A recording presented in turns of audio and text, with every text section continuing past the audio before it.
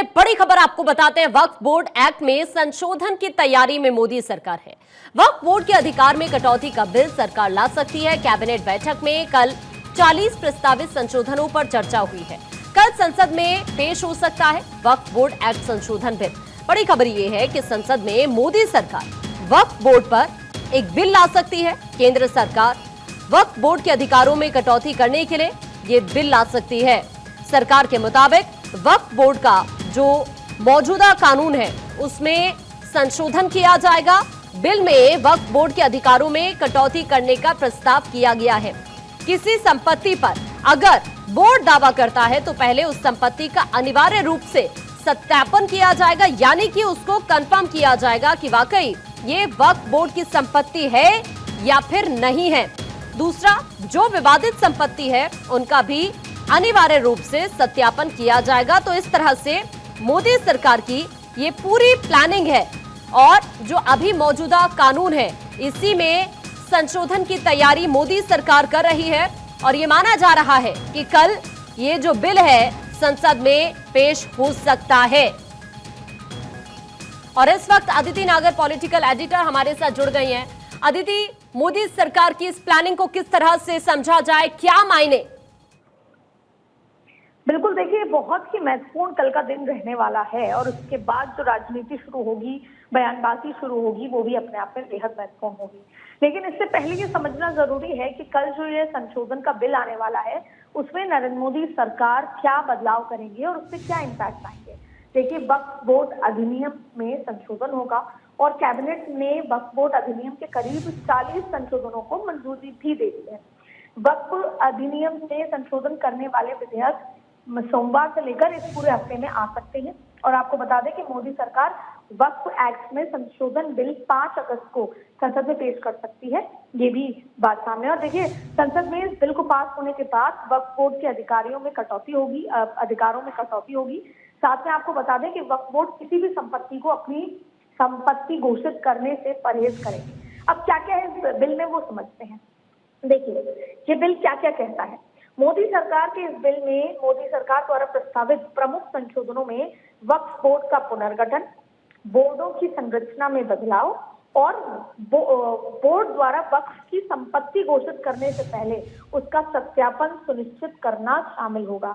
अक्सर आपने देखा होगा कि वक्फ बोर्ड अपनी संपत्ति किसी भी इस तरह में ऐसी स्थिति में वक्फ बोर्ड उसको अपनी संपत्ति कह देता है। अब यूं ही संपत्ति घोषित नहीं हो सकती, उससे पहले सत्यापन सुनिश्चित करना शामिल होगा। अब इसके अलावा आप देखें कि और आपने देखा होगा कि आम आदमी पार्टी सरकार जो है उससे भी अपनी बहुत सारी जो ऐसी सही दिल्ली की संपत्ति है वो वक्फ बोर्ड के नाम की हुई है। तो ऐसी स्थिति में एक ये बहुत महत्वपूर्ण बात है। दूसरा, आप देखिए, विधेयक में सेंटर वक्फ काउंसिल और स्टेट वक्फ बोर्ड की संरचना को बदलने के लिए वक्फ एक्ट की धारा 9 और धारा 14 में संशोधन करने का प्रस्ताव है, ताकि निकायों में महिलाओं के लिए प्रतिनिधित्व सुनिश्चित किया जाए। अब एक बार फिर आपको लेकर चलती हूँ 3 तलाक के उस मसले पर, जब महिलाओं को ताकत नरेंद्र मोदी ने दी थी और अब इस वक्फ बोर्ड के में की जो बदलाव है उसमें भी महिलाओं की भागीदारी को लेकर, जिससे महिलाएं भी अपनी बात रख सकें, वक्फ बोर्ड में उनका भी प्रतिनिधित्व सुनिश्चित किया जाए, ये अपने आप में बड़ी बात है। इसके साथ आप देखिए, मोदी सरकार के विधेयक में स्टेट वक्फ बोर्ड द्वारा दावा की गई विवादित जमीनों के नए सत्यापन की मांग करने का भी प्रस्ताव है। कई ऐसी जमीनें अभी पड़ी हैं जिसपे वक्फ बोर्ड का दावा है, लेकिन अब उसको सत्यापन दीजिए और लीजिए। अगर आप सत्यापन नहीं दे सकते तो वो जमीन आपकी नहीं है। इसके साथ साथ विधेयक में वक्फ बोर्ड द्वारा जिस संपत्तियों पर दावा किया जाएगा उसको अनिवार्य रूप से सत्यापित किया जाएगा। अब आप देखिए, 28 केंद्र शासित प्रदेशों में 30 वक्फ बोर्ड हैं। पिछले साल मई में दिल्ली हाईकोर्ट ने आदेश दिया था कि केंद्र सरकार उन 123 संपत्तियों का फिजिकल इंस्पेक्शन कर सकती है जिसकी कब्जे का दावा दिल्ली वक्फ बोर्ड कर रहा है। और इसके बाद पिछले साल अगस्त में केंद्रीय शहरी विकास मंत्रालय ने इन संपत्तियों को नोटिस भी जारी किया था। इस समय देश भर में 28 राज्यों और केंद्र शासित प्रदेशों में 3 वक्फ बोर्ड हैं। अब देखिए, वक्फ बोर्ड की ताकत कम होगी। अगर हम ये समझें कि क्या होगा, ताकत कम होगी और इसी वक्फ बोर्ड में महिलाओं की प्रतिनिधित्व बढ़ेगा और संपत्तियों का संस्थापन देना पड़ेगा। देखिए, मोदी सरकार इस बिल के जरिए वक्फ बोर्ड के उस अधिकार पर लगाम लगाना चाहती है जिसके तहत वक्फ बोर्ड किसी भी संपत्ति अदिति, मोदी सरकार की इस प्लानिंग को अगर राजनीतिक लिहाज से देखा जाए तो मुझे लगता है कि उत्तर प्रदेश जैसे राज्य है, असम जैसे राज्य है, वहां पर इसका बहुत ज्यादा इम्पैक्ट पड़ सकता है। आपका आंकलन क्या कहता है? बिल्कुल, देखिए बहुत सारी ऐसी जगह है, जैसे मैंने आपको बताया कि 28 राज्यों में 30 वक्फ बोर्ड है और दिल्ली वक्फ बोर्ड भी है, तो इसका इम्पैक्ट सीधे सीधे उत्तर प्रदेश, असम, इसके साथ साथ बहुत सारे ऐसे राज्य हैं वहां पर सीधा सीधा पड़ता नजर आएगा। और अगर इसको राजनीतिक दृष्टि से देखेंगे तो आप पोलराइजेशन भी होते हुए देखेंगे। लेकिन सवाल ये उठता है कि राजनीति का मसला, इसको पीछे छोड़ देते हैं। पहले सवाल है कि नरेंद्र मोदी सरकार अभी जो अगले एक हफ्ते का सत्र बचा है उसमें जब ये बिल लेकर आएगा तो इसका क्या इम्पैक्ट है और इस बिल में क्या कुछ कहा जाता है। बिल में वक्फ बोर्ड की ताकत को कम करने की बात कही गई है और इससे क्या इम्पैक्ट होता है। देखिए, सरकार वक्फ बोर्ड के दावे का सत्यापन करने पर विचार कर रही है। उन संपत्तियों, यानी कि अभी भी जो एग्जिस्टिंग 123 संपत्तियां हैं उसका भी जायजा लिया जाएगा, उसका भी पूछा जाएगा, इनके सत्यापन, कागज, तमाम चीजों पर बात की जाएगी। अब देखिए, उन संपत्तियों का भी सत्यापन किया जा सकता है जिन्हें लेकर बोर्ड और मालिकों के बीच विवाद है। और अब देखिए, मैं आपको एक 1954 में वक्फ अधिनियम पारित किया गया था। देश भर में वक्फ बोर्ड के पास करीबन 8.7 लाख से ज्यादा संपत्तियां हैं जो 9.4 लाख एकड़ में फैली हुई हैं।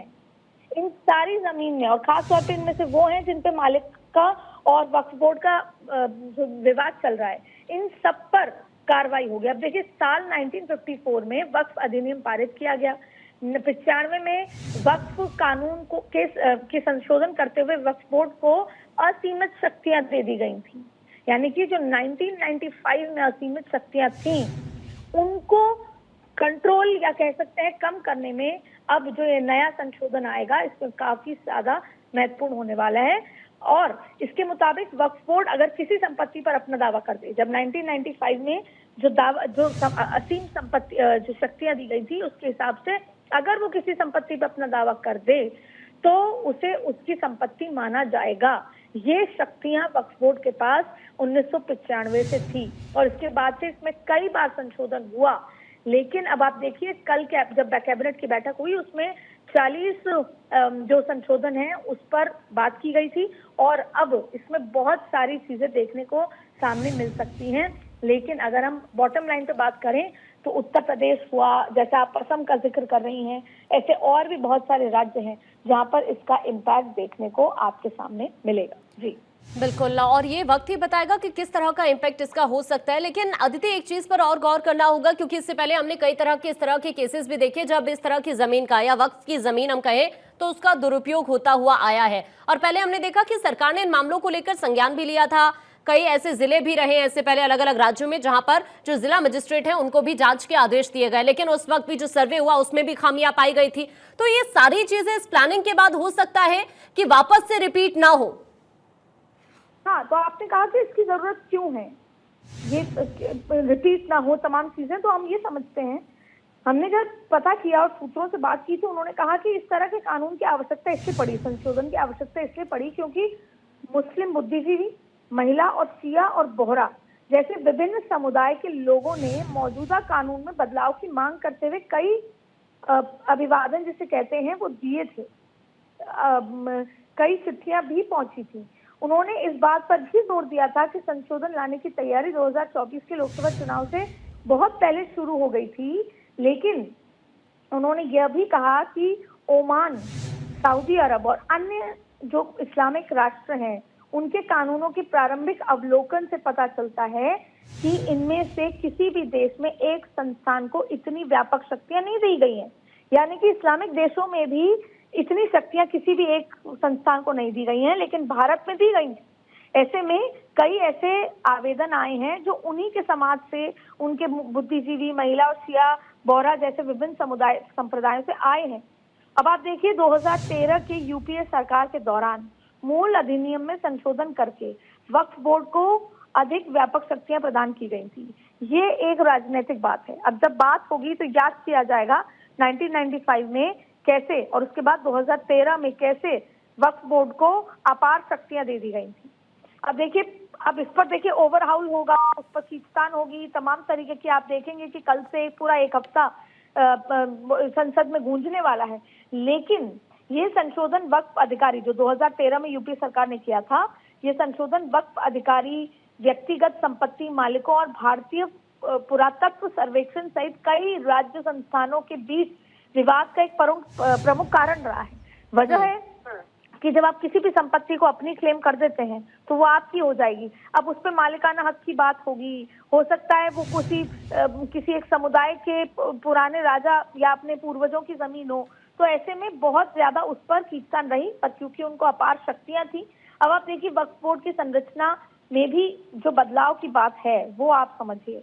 देखिए, सबसे बड़ी बात है, विधेयक में वक्फ बोर्ड की संरचना में बदलाव का प्रस्ताव और उसके साथ वर्तमान कानूनों में कुछ प्रावधानों के निरस्त करने का जो प्रयास भी किया जाएगा। अब इसमें देखिए, वक्फ बोर्ड अधिनियम 1995 में एक वक्फ द्वारा औकाफ यानी कि दान की गई और वक्फ के रूप में अधिसूचित संपत्ति, तो कई बार एक हिडन संपत्ति भी दे दी जाती है, दान कर दी जाती है, तो इन सबको ट्रांसपेरेंट रखने की कोशिश की भी कवायद यहाँ पर है।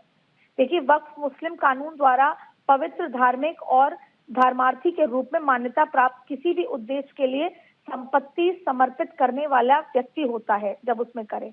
लेकिन अब उसमें भी कई ऐसी आवेदन आए हैं, शिकायत आई है कि ये जबरन हुआ है। उन सबको ठीक करने के लिए ये कानून में कई सारे बदलाव किए जाएंगे।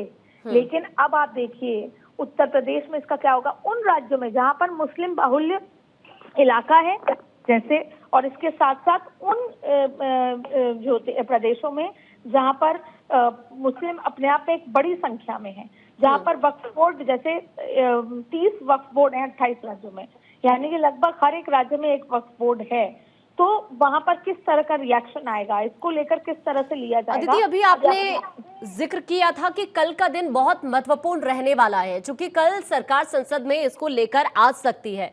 क्या लग रहा है आपको, आपका आंकलन क्या कहता है कि क्या विपक्ष का सपोर्ट मिलेगा इस कानून को लेकर मोदी सरकार को?